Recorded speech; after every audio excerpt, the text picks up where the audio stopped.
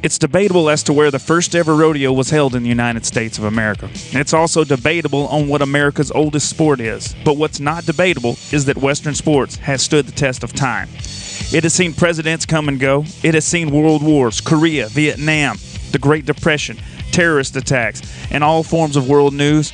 Most recently, the coronavirus epidemic. I'm Matt Merritt, professional rodeo and bull riding entertainer, podcast host, Christian, husband, and father.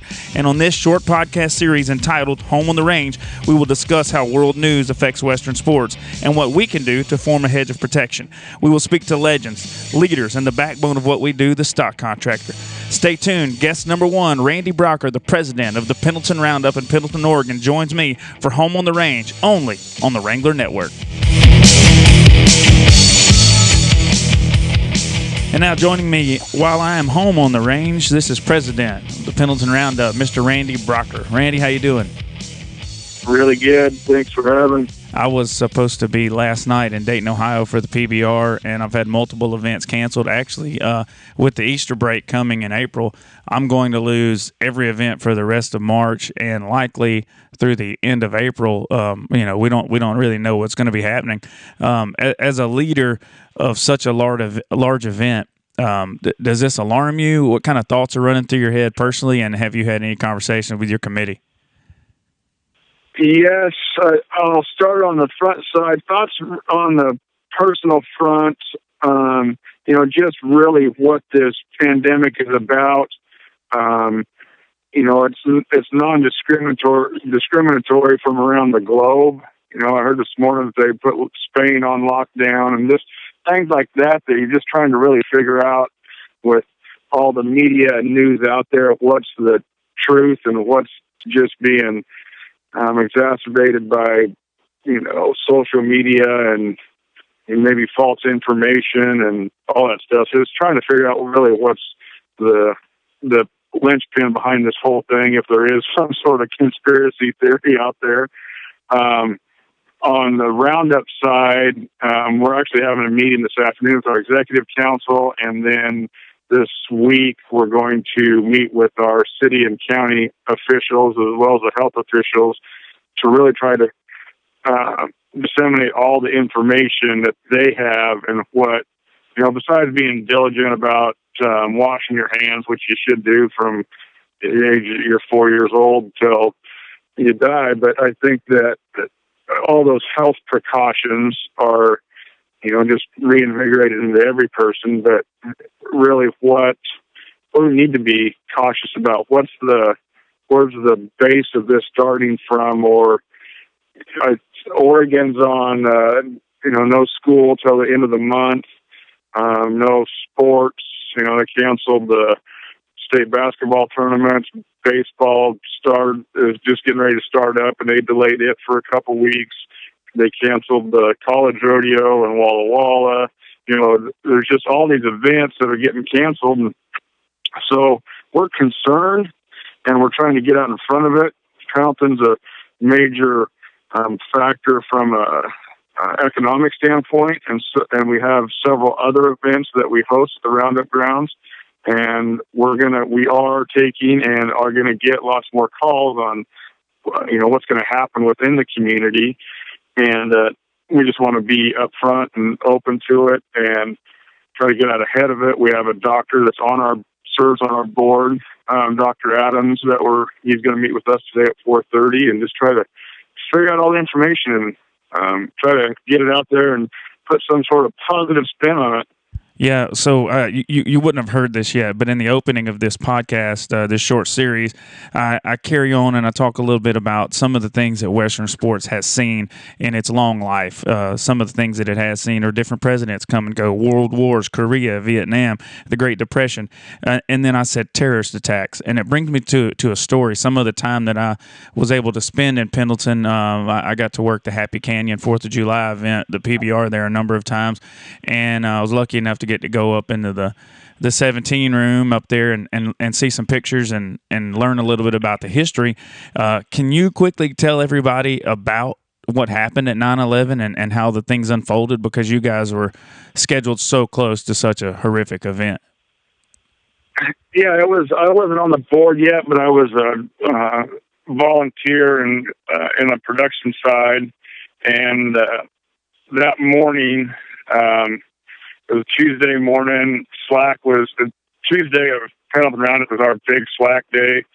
Run 450 to 600 runs through that arena that day. So it starts at 8:30 and goes till the PBR starts.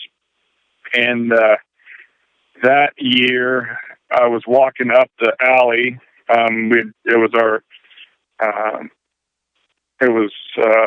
Like I said, that Tuesday morning, I was walking up the Condiment alley with all of our splits and stuff, and they had just fired off the newsreel that was playing on the radio. Chuck Loman turned it on and started playing it over the sound system, and all the directors went up to room 17.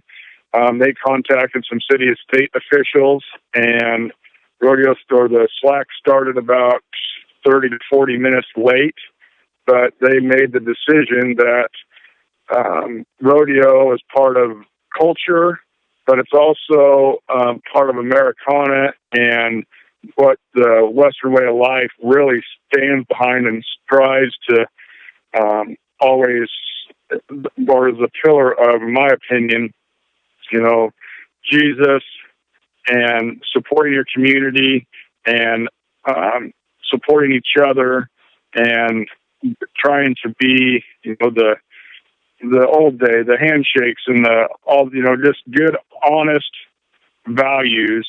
And that board at that time, I think Mark Rosenberg was the president, said, yeah, we're going to have a rodeo and we're going to show that we can come together and we stand for the flag. We stand for America. And I believe it was the only public event that went on for 6 days, I think it was, through the weekend anyway, for sure. And the whole globe. Well, definitely in the United States, it was the only form of entertainment that happened. And I just remember thinking how bold of a move that was, and it paid off, and it was a good thing, and it made people proud. And I think people were prouder on September the 12th maybe than we've been in a very long time.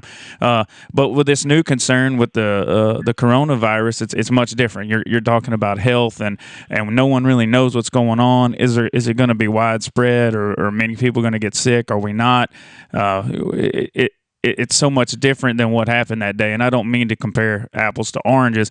I just want to be able to use some of this short series in this podcast here, Home on the Range, to try to help people in our little subculture understand that there have been things that we've had to go through in the past and overcome, and we want to know how everybody's handled those situations, because you can learn so much from your past, and really it needs to be our map that guides us through our future.